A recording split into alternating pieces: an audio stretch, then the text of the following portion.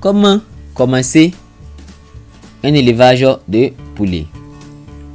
L'aviculture, l'élevage de poulets notamment, est une activité très rentable. En effet, c'est une activité qui nourrit son homme et elle peut être source de grandes richesses lorsqu'elle est bien exécutée. Bonjour et bienvenue sur ma chaîne. Moi c'est Abdul Ramzi Samassi. Je suis ingénieur agronome, entrepreneur et homme d'affaires en Afrique dans le domaine de l'agronomie, entre autres l'élevage, l'agriculture et bien d'autres. Et je suis qualifié également dans le secteur de l'IACP. Je suis technicien en IACP, industrie, agroalimentaire, chimique et option production. Merci infiniment aux abonnés. Merci à tous les admirateurs de Sembo TV. Merci à tous ceux, grâce à eux, la communauté ne cesse de s'agrandir, de croître. Merci aux abonnés également. Ravi de faire votre connaissance. J'espère que jusqu'à la fin de cette vidéo, vous n'en sortirez pas bredouille. Sur cette chaîne, je partage avec toi mes secrets, mes astuces et mes conseils pour t'encourager et t'aider à te lancer dans ton aventure business. Car je suis convaincu du fait que c'est à la jeunesse africaine de se réveiller, d'entreprendre et de créer ou tuer le chômage qui existe dans nos sociétés et aider l'Afrique à prospérer. Alors, comme je disais tantôt, l'élevage de poulets est une activité très rentable lorsque on sait bien s'y prendre. La première clé de succès pour réussir dans cette entreprise, c'est la formation. En effet, même si l'aviculture ne demande au préalable aucune compétence particulière, elle reste une activité très complexe et technique. Et beaucoup de personnes pensent malheureusement qu'il suffit juste d'acheter des poulets et de construire un bâtiment quelconque, mettre les poulets à l'intérieur et l'activité va marcher. Mais malheureusement, nombreux sont ceux qui se lancent dans cette activité et réalisent plus tard que les poules sont en train de mourir, que le business ne prospère pas, que leur investissement tombe à l'eau. Reste jusqu'à la fin de cette vidéo car je t'explique ici comment est-ce que tu dois commencer ta ferme, quels sont les paramètres que tu dois prendre en considération, quelles sont les réflexions que tu dois faire en amont pour même savoir quelle race de poule tu devras élever dans ta ferme. Car c'est très important. Comme je le disais, il ne suffit pas de construire un bâtiment, il ne suffit pas d'acheter un terrain, il ne suffit pas de prendre une personne parce que il était tantôt dans une ferme 2 ou 3 mois, parce qu'il s'est servi à manger au sujet, parce que il a déjà travaillé comme une personne. Donc son rôle seulement c'est de servir à manger au poulet chaque midi ou chaque 13 heures, mettre un peu de médicaments dans leur eau à boire et oups, lui s'est dit technicien. Vous induit en erreur. N'ayez pas peur de dépenser. N'ayez pas peur de dépenser. Formez-vous préalablement avant de commencer toute activité d'élevage. Donc, comme on le disait, Ce qui est très important, savoir quelle race de poule tu devrais élever dans ta ferme. Avant même de commencer la construction, avant même de commencer à construire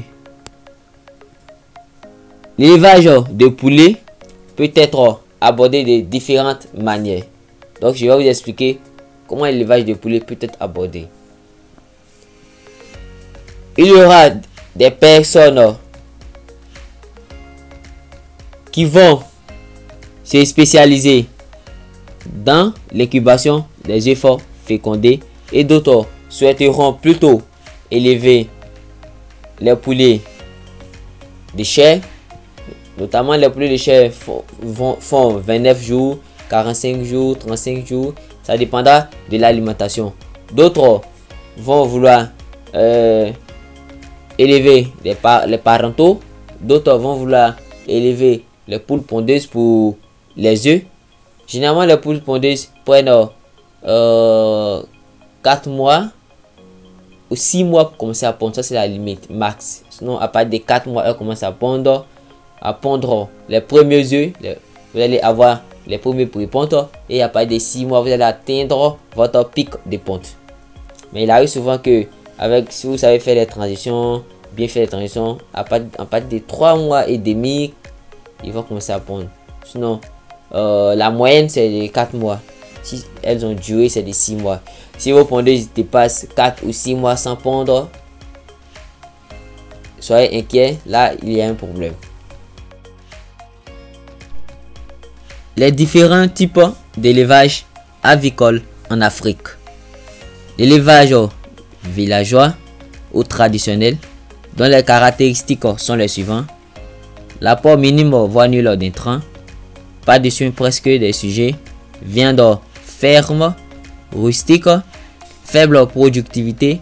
Une poule produit en moyenne annuellement 30 à 50 œufs seulement. 5 seront consommés et 5 autres donneront des poulets à vendre. Par contre aussi, vous aurez encore des sujets qui serviront au sacrifice ou réception de personnes. On sait comment c'est comme ça marche en Afrique généralement. Vous avez également l'élevage moderne. Quelle est la différence entre l'élevage moderne et l'élevage traditionnel? Pour l'élevage moderne, vous avez apport considérable d'intrants, suivi et soins, viande pas très ferme, moins rustique et production rapide. Donc vous voyez, pour l'élevage moderne, ce sont ces paramètres que vous devez maîtriser. Le marché des produits avicoles. Tout éleveur désireux de se lancer dans une telle activité doit avoir plusieurs préoccupations. Disponibilité financière. Est-ce que avant de commencer mon projet, j'ai pris la peine de me former, ou j'ai vu un technicien ou une structure compétente pour faire un devis pour moi? Ou est-ce que moi-même je suis capable, grâce à la formation que j'ai suivie, pour faire moi-même mon devis? C'est très important parce qu'il ne faut pas gaspiller l'argent. Souvent, vous pouvez dépenser soit peut-être des millions, et pourtant pour pouvoir démarrer avec l'activité, c'est 500 000 parce que vous n'êtes pas informé. Comment se former? Vous avez des pages YouTube, des sites qui proposent des formations comme la mienne, SMO TV. Comme nous proposons des formations en ligne, on explique encore des topos, les secrets sur notre page YouTube. Vous n'êtes pas obligé de venir de vous former chez nous. Vous avez des entreprises qui ont des guides d'élevage, qui proposent des formations. Vous pouvez vous former partout. Mais il est très important, très capital et très primordial de se former. Comme on le disait, en 1, vous avez disponibilité financière. En 2, site d'installation. Il est très important de connaître comment installer son site, quel site choisir et comment repérer son site sur quoi c'est basé. C'est très important parce qu'il ne faut pas acheter un site n'importe comment à la hâte et regretter après. Parce qu'on voit, il y a certaines personnes, ils achètent certains sites après pour avoir même de l'eau, pour pouvoir, comme source d'abreuvement pour les sujets, il n'y a pas. Ils sont obligés de partir à 1 km pour aller puiser l'eau, venir servir les poulets. Ça, on n'appelle pas de l'élevage. Ça, ce n'est pas de l'élevage. C'est de la souffrance. Donc, expérience ou connaissance technique en 3. Qu'est-ce que je disais? Il faut avoir l'expérience ou connaissance technique. Donc, il faut se former. Il faut se former. Vous avez ICMVO TV pour vous former. Vous avez n'importe quelle entreprise expérimentée pour pouvoir capable de vous former. Vous vous inscrivez pour vous former. Vous avez des sites. Mais en choisissant, faites très attention parce que vous avez des personnes qui proposent des formations qui n'ont pas la compétence. Ce n'est pas pour s'inventer, mais c'est la triste réalité. Donc, regardez là où vous inscrivez pour votre formation. Vous avez ressources, disponibilité, race, matériel, aliments. Est-ce que je vais faire élevage? Les ressources sont à ma portée. Quelle race je dois choisir selon le climat dans la zone où je suis actuellement? Est-ce que j'ai cette race là? Est-ce que je peux avoir le matériel? Est-ce que je peux avoir l'aliment en abondance? Voilà pourquoi aussi il est très capital dans la formation. C'est vous allez faire une formation sur comment faire votre aliment aussi. Et maintenant vous avez encore des entreprises pour pouvoir acheter votre alimentation. Pendant la formation, vous serez formé sur comment faire l'aliment, quelle matière première utiliser, quel intrant, etc., etc. Gestion de la ferme. Vous devez savoir aussi comment gérer votre ferme. Préférence locale, produit, marché, prix. Vous devez savoir aussi comment ça va faire votre marché. C'est très très important. Les gens négligent ça, mais c'est très important. Ça va faire son marché est très important. Quels sont les minimums d'infrastructures nécessaires? Vous avez une source d'approvisionnement en eau, un poulailler auquel sont annexés un bureau et un magasin, un logement pour les gardiens, une latrine pour le personnel, un endroit plus loin pour la destruction des cadavres et pour le rejet des vieilles litières. Une source d'approvisionnement en eau, c'est très important. Si vous avez une source d'approvisionnement en eau, c'est là que vous allez prendre votre eau pour pouvoir alimenter vos sujets en eau. Un poulailler auquel sont annexés et un bureau et un magasin, ce qui est très important. Un logement pour les gardiens parce que les gardiens doivent pouvoir dormir. Une latrine pour le personnel, ce qui est très important. Un endroit plus loin pour la destruction des cadavres et pour le rejet des vieilles litières. Un éleveur, c'est celui qui doit savoir calculer l'indice de performance de ses sujets, qui est entre autres la consommation alimentaire moyenne CAM, le poids moyen PM, le gain moyen quotidien GMQ, l'indice de consommation IC, parce que c'est l'indice de consommation qui traduit une bonne qualité de l'aliment. Vous avez le taux de viabilité TV qui doit se calculer, le taux de mortalité TM qui doit se calculer. Tout ça, tous ces paramètres que j'ai expliqué, c'est très très capital et très primordial. Un éleveur digne de ce nom doit pouvoir faire la gestion technico-économique. La gestion technique et économique est un impératif pour la réussite d'une exploitation avicole.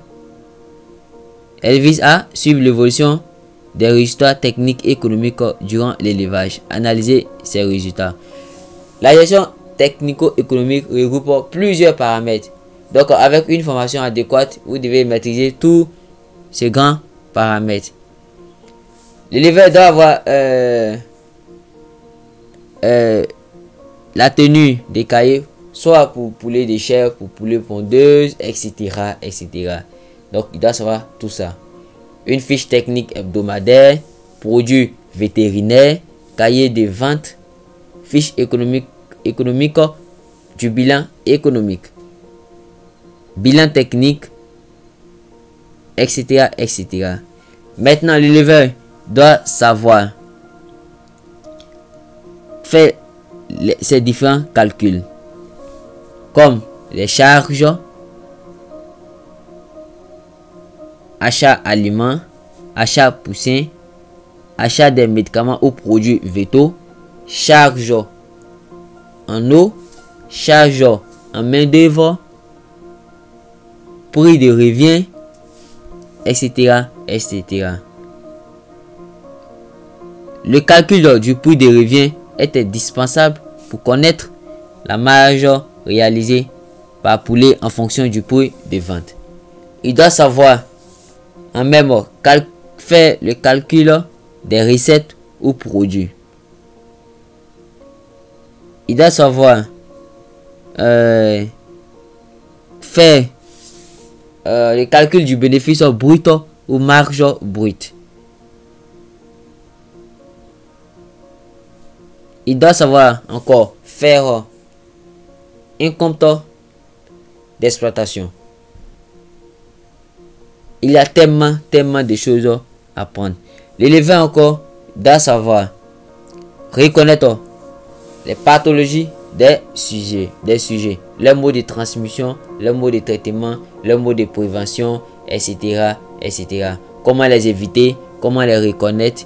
Il doit savoir encore la prophylaxie des poussins, comment faire un vide sanitaire, comment faire sa prophylaxie médicale ou sa prophylaxie sanitaire. L'éleveur doit savoir tous les principes de biosécurité, les mesures hygiéniques pour éviter les maladies dans sa ferme. Comme on le disait, il doit savoir faire le traitement des sujets. Parce que tes poulets même, il faut savoir communiquer avec tes sujets. L'éleveur doit savoir communiquer. L'éleveur communique avec ses sujets. Donc en conclusion, la réussite de l'élevage de poulets de chair, de poules pondeuses, de coquillets, etc. En tout cas, si c'est en aviculture, passe forcément par toutes ces mentions citées dans cette vidéo. Si vous avez fait une formation que vous maîtrisez tous ces grands paramètres, vous n'avez rien à craindre de votre investissement. Vous n'avez rien à craindre des maladies. Vous n'avez rien à craindre des problèmes. Vous n'avez rien à craindre de tout ce qui est difficulté. Donc, je vous exhorte à vous former. Je vous exhorte à vous informer d'abord. Vous avez la page YouTube SMVO TV. Si vous n'êtes pas abonné, abonnez-vous car nous proposons des vidéos vraiment instructives, des vidéos vraiment qui vous donnent du contenu vraiment intéressant, riche, mais ça n'exclut pas, ça n'empêche pas une formation. Formez-vous. Vous avez l'entreprise, le mien, SMVO TV pour vous former. Vous avez SMVO TV dont les coordonnées se trouvent dans la vidéo et également en description. Vous avez encore toute autre entreprise qualifiée qui sont déjà dans le domaine de l'élevage, qui ont des guides d'élevage à vendre que vous pouvez acheter pour faire la lecture, pour vous cultiver. Ce n'est pas obligé de vous former chez X, vous n'êtes pas obligé de vous former chez Y. Vous pouvez choisir qui vous voulez pour pouvoir vous former. C'était Abdullah Ramzi Samassi, votre ingénieur des techniques d'élevage et technicien supérieur en IACP, industrie agroalimentaire chimique et option production. J'ai fait un peu de la microbiologie, de la biochimie, tout ce qui entre dans les carnivores de la chimie et du laboratoire. Car j'ai fait la microbiologie, chimie, la chimie, la biochimie, la technologie alimentaire, etc., etc. Et également, je suis entrepreneur dans le domaine de l'agroalimentaire, l'élevage, l'agriculture et bien d'autres encore. Merci aux abonnés, merci aux admirateurs de SMVO TV et surtout n'oubliez pas de partager cette vidéo pour nous encourager à ajouter de nouvelles vidéos. Merci aux nouveaux, ravi de faire votre connaissance. J'espère que cette vidéo vous a été vraiment instructive. Et si vous vous abonnez, vous activez la cloche de notification, vous allez recevoir encore tous les jours. Vous allez recevoir chaque semaine de nouvelles vidéos. Et je tiens à vous informer que nous allons passer au chapitre 2 du contenu que Estembo TV vous présentez. Nous allons faire des vidéos sur comment faire le chauffage des poussins du démarrage jusqu'à obtenir les premiers œufs. À partir de ce mois, d'ici la fin de ce mois, vous allez commencer à voir des vidéos sur comment faire le chauffage des poussins du démarrage jusqu'à la ponte. Merci, j'ai été ravi de partager mes connaissances avec vous.